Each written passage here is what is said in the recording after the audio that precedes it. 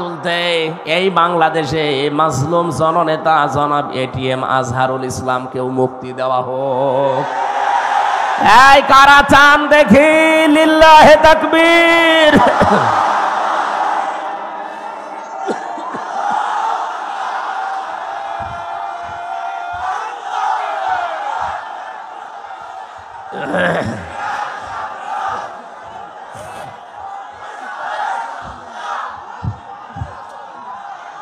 আলহামদুলিল্লাহ।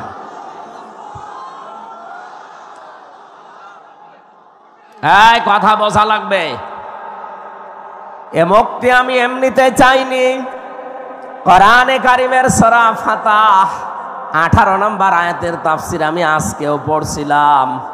সূরা ফাতাহ 18 নম্বর আয়াতটার ব্যাখ্যা পড়ে আমি এটিএম আজহারুল ইসলামের সাথে মিলিয়েছি, দেখলাম খাপের খাপ মিলে যাচ্ছে। 1,500